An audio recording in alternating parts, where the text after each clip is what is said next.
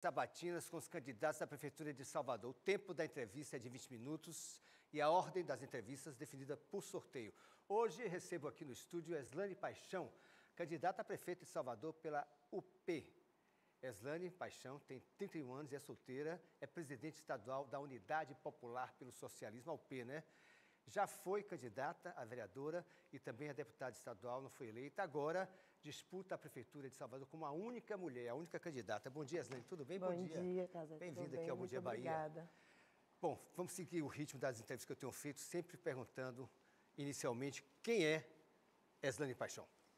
Então, eu sou uma mulher negra, trabalhadora, moradora da periferia, né, do subúrbio de Salvador, e militante, né, do movimento de luta nos bairros, vilas e favelas, presidenta estadual da Unidade Popular do nosso partido, e uma pessoa que enfrenta a Casé, que sofre os problemas dessa cidade na pele, entendeu? Então, eu estou, inclusive, concorrendo à Prefeitura de Salvador como a única mulher negra, né, à frente dessa disputa e com uma vice também, que é uma mulher negra, trabalhadora, moradora do subúrbio, Giovana, e estamos nessa corrida eleitoral para que a imensa maioria da população, assim como eu, né, de mulheres negras, né, que é a maioria da nossa cidade, se sinta de fato representada, que nós possamos estar nos espaços de poder e que a gente não seja sempre aquela cota, né, que é o aceitável pela sociedade. Bom, e seguindo a dinâmica da entrevista, a segunda pergunta é a seguinte: por que a senhora se acha capaz de ser prefeita de Salvador?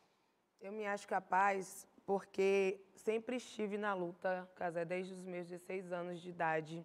Sempre atuei à frente e junto com a classe trabalhadora, junto com os estudantes, né? Nós temos um compromisso de classe, que é com o nosso povo, que constrói as cidades desse país, que constrói Salvador, no caso do nosso povo soteropolitano, que constrói essa cidade e que não é ouvido, que não é representado, né? Eu fui presidente da Associação Municipal de Estudantes da minha cidade, né? Também fui eleita pela direção da União Brasileira dos Estudantes Secundaristas, né? Como oposição. Também atualmente estou à frente, né, do nosso partido, da Unidade Popular, mas já à frente das lutas dos movimentos sociais, inclusive do MLB, que a gente já apareceu aqui algumas vezes no seu programa, né, na luta pela moradia digna. Inclusive eu conquistei a minha casa própria fruto dessa luta, então com uma experiência que a vida me deu, porque nós sabemos o que a população soteropolitana precisa. Eu sei, né, enfrento a realidade, a dura realidade de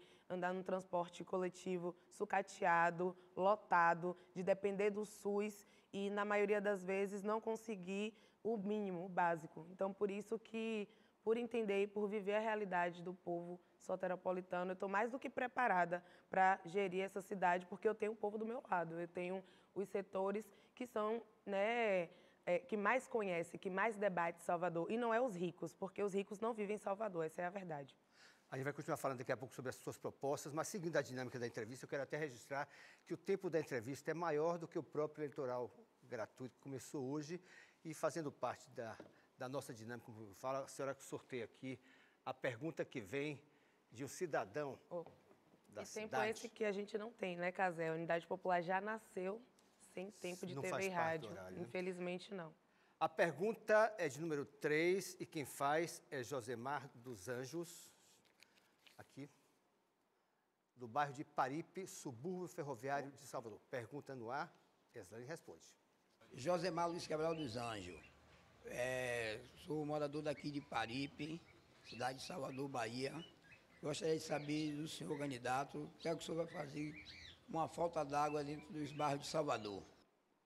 No caso, a senhora, candidata, claro. Sim, Josemar, isso é urgente e precisa ser resolvido, porque Paripe, toda essa região, Casé, é muito grave. Quando chove, não só falta água, mas quando chove, falta energia, e é isso que nós que moramos no subúrbio enfrentamos. Então, quando eu digo aqui para você que eu sei o que é que o povo soteropolitano passa, é porque eu vivo essa realidade aí do Josemar, de às vezes não ter água na torneira, como aconteceu durante a pandemia também, né? Então, a gente entende que é prioridade, né, da Prefeitura de Salvador, resolver o abastecimento, né, a infraestrutura da nossa cidade é urgente. Quando a população é perguntada se fosse prefeito de Salvador, o que faria? Infraestrutura, educação e saúde. Municipalizaria o Embasa? Como é que faria? Assim, a gente, com certeza, pode atuar, né, enquanto o abastecimento, para resolver esse abastecimento, porque não só é dever do governo do Estado, né, do governo que aí está, mas a Prefeitura ela pode sim intervir nessa estrutura, até porque empreendimentos como o que eu moro, do Minha Casa Minha Vida, é uma construção da Prefeitura com o governo do Estado. Não é um empreendimento, né, apenas do governo federal com o governo do Estado.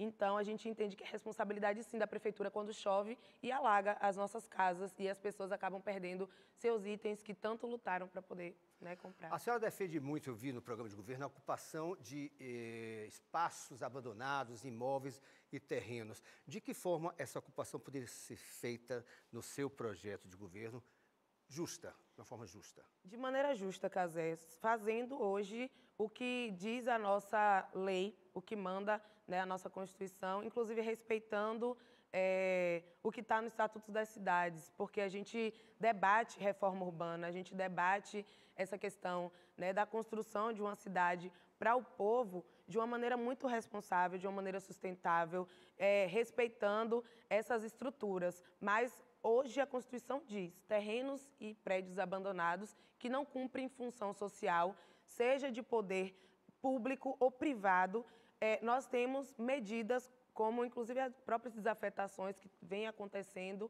e a gente vê que não é do interesse pelo bem da maioria, mas essas desafetações, a cobrança dos próprios impostos, né, desses grandes conglomerados que estão aí abandonados e só servindo a especulação imobiliária, podem ser utilizados para moradia, para escolas, postos de saúde, que em muitos bairros hoje, inclusive, nem existe postos de saúde. Então, isso é uma questão muito grave, porque é isso que a nossa população mais precisa e sofre. Bom, eu vou então pegar esse gancho que a senhora deu de saúde sobre propostas de Eslane Paixão, da UP, para a área de saúde, que é uma área que existe uma demanda muito grande e muitas queixas da população soteropolitana com relação, às vezes, à falta de medicamentos, falta de médicos e falta até de postos de saúde, fora o fato de postos de saúde que funcionam de maneira precária, até por conta da violência, que é outro assunto que eu vou abordar também. Mas vamos começar com saúde. Propostas de Eslane Paixão para a saúde, caso seja eleita prefeita de Salvador.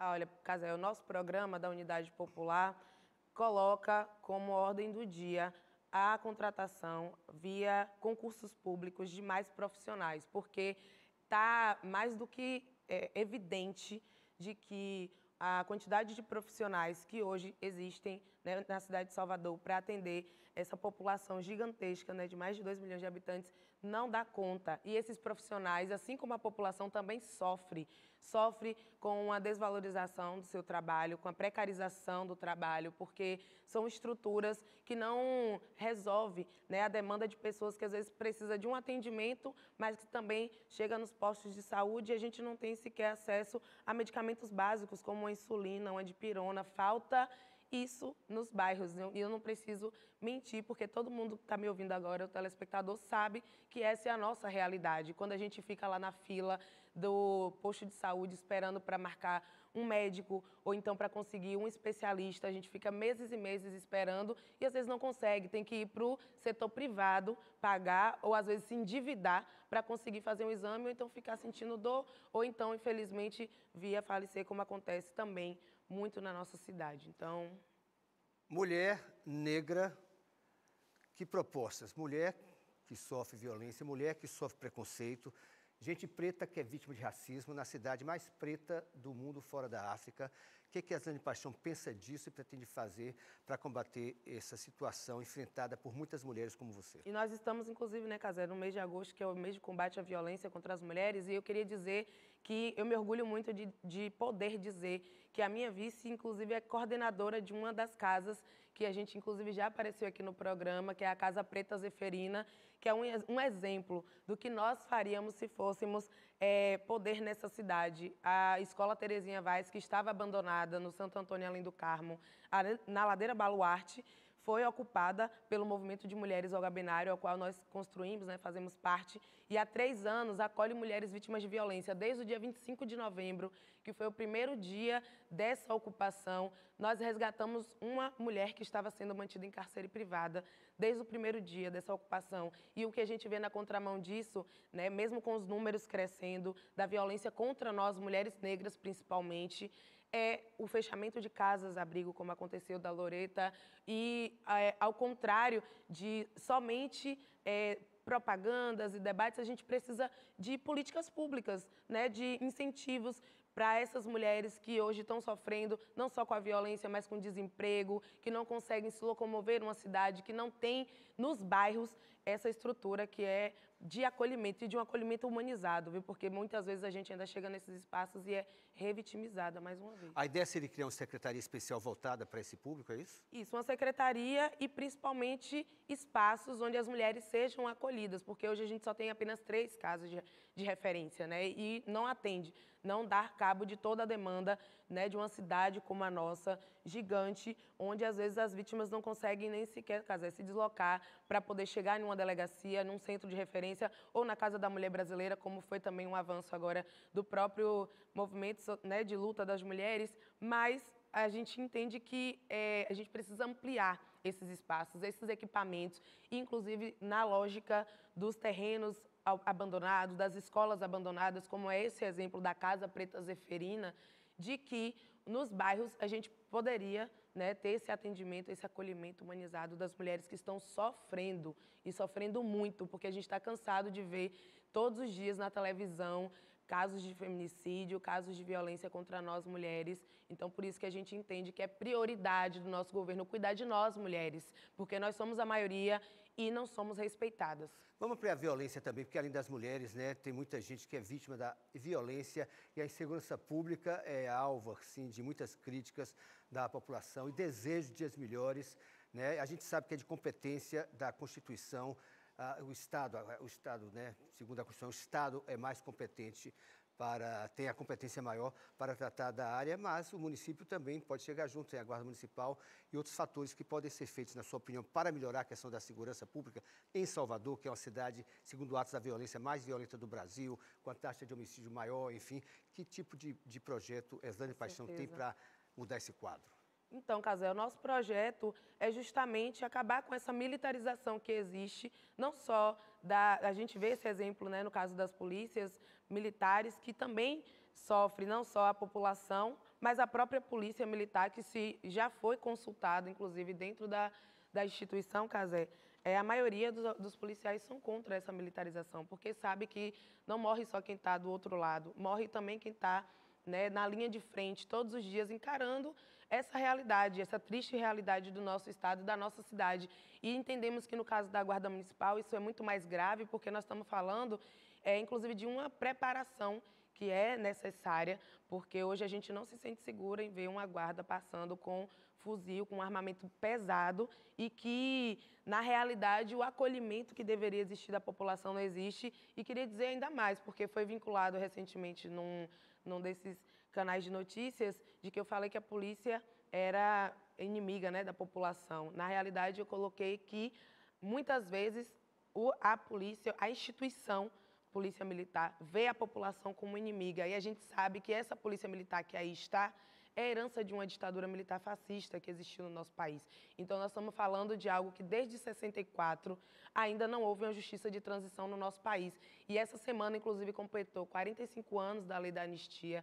Nós vivemos, né, já se passou 60 anos do golpe militar, mas a gente não tem uma política de memória, verdade e justiça no Estado brasileiro. Mas mudaria a Polícia Militar? Isso, e com certeza mudaria. Essa é a nossa defesa de programa, inclusive do nosso partido, com a desmilitarização da polícia, para que haja, inclusive, um debate mais real de como é que essa polícia atuaria, como é que essa polícia, né, de maneira...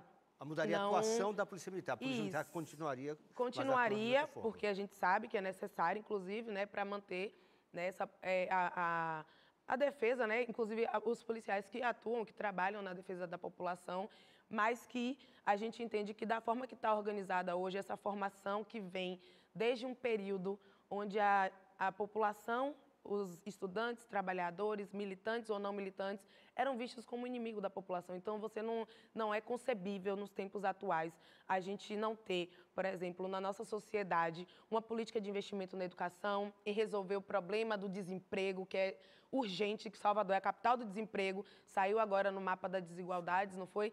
A gente como a capital da desnutrição infantil. Então, eu queria dizer para o prefeito que se não dói nele saber que as nossas crianças estão passando fome, eu queria dizer que dói na gente, Casé, porque, inclusive, um exemplo que a gente vive da ocupação Carlos Marighella é de dizer que nós temos muito orgulho de dizer que a nossa ocupação, o território, sempre foi um território livre da fome e que durante a pandemia, quando foi dito que era necessário fazer isolamento social e as pessoas não tinham casa, a gente fez a ocupação para que essas pessoas pudessem ter onde se abrigar os seus filhos. Fizemos campanhas de solidariedade, toneladas de alimentos, que foi fruto do apoio do povo, porque a gente não diz que o povo salva o povo à toa, porque a gente viu que foi muito importante em momentos como esse, agora nas enchentes do Rio Grande do Sul, que poderiam ter sido evitadas e que, infelizmente, a gente viu que a ganância, né, dos grandes empresários, dos bilionários que mandam e desmandam na política desse país, prevalece. E Salvador é essa cidade, que também saiu recentemente uma notícia de que mais de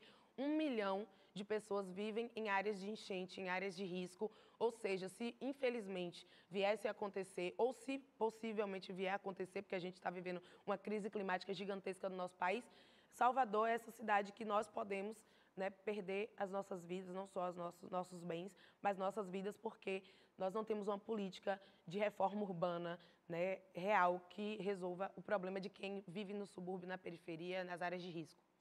Bora fazer um ping-pong dos candidatos. Se eu explicar direitinho, eu falo o nome de um adversário seu, dos adversários, né, que a senhora tem 6 adversários, né, e aí a senhora define cada um deles com uma palavra, com um pensamento, com a frase, de que maneira a senhora queira definir. Eu começo, então, pedindo a sua opinião, no caso. Victor Marinho, do PSTU. Então, eu conheço pouco das lutas sociais, mas tenho um respeito pela militância do companheiro.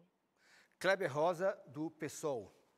Conheço das lutas também, tenho um respeito por Kleber e acho que a única coisa que o companheiro tem que ter cuidado é com o caminho que o seu partido vem tomando com algumas alianças, assim, com uma tendência, né, reformista. Eu acho que isso que é um perigo, né, mas tenho respeito por Kleber, Dona Mira.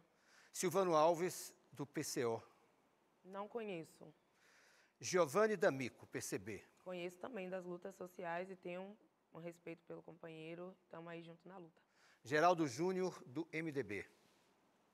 Eu acho que, então, uma pessoa que até ontem estava no grupo, né, do atual prefeito e que no outro dia mudou de grupo para ser vice-governador, não sabe de que lado está. E também queria, assim, dizer que o Geraldo, ele num dia estava com a CM, no outro com o governador.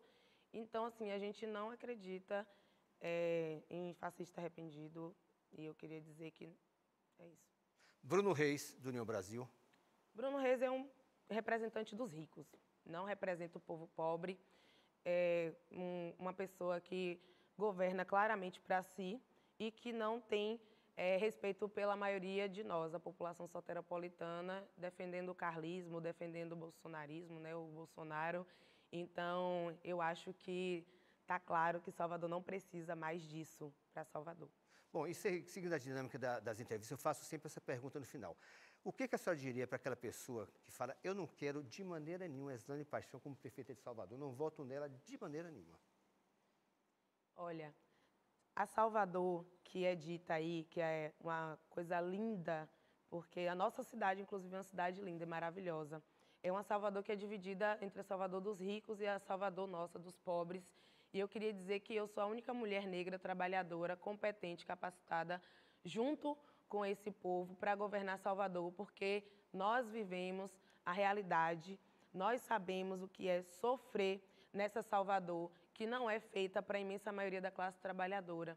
Então, você que ainda não conhece a Unidade Popular, venha se filiar ao nosso partido, porque nós fundamos a Unidade Popular para não ser mais um partido como esses que aí estão, que só representam uma categoria, uma classe, que é a dos ricos. Nós fundamos e legalizamos a Unidade Popular com mais de 1.200.000 apoiamentos no Brasil, para, de fato, o povo ser poder. Então, não é normal, é claro, né, num momento como esse, que é dito a festa da democracia, a nossa candidatura, por exemplo, não está nos debates eleitorais. Então, eu acredito, Cazé, que a gente também, né, nossa candidatura aqui, como em alguns lugares do país, deveria ser convidada para os debates, porque eu tenho propostas e eu tenho vivência, principalmente. Então, eu gostaria de poder, né, debater frente a frente com os candidatos que estão concorrendo e acredito que a população soteropolitana, a partir do momento que conhecer não somente a mim, mas como o programa da Unidade Popular, pode ter a certeza e a confiança de que a gente não vai ter uma Salvador que hoje vive um caos. O caos da saúde, o caos da educação, o caos do transporte coletivo e a gente está cansado disso. Então, você que ainda não conhece a Unidade Popular, o 80, vote nessas eleições, não erre, não desperdice o seu voto. Vote naqueles que, de fato, têm compromisso com o social e com a luta do povo. Pronto, fechou certinho.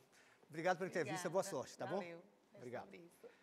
Segunda-feira, o candidato a prefeito de Salvador a ser entrevistado aqui no Bom Dia Bahia, Victor Marinho, do PSTU. Aratu, nas eleições 2024.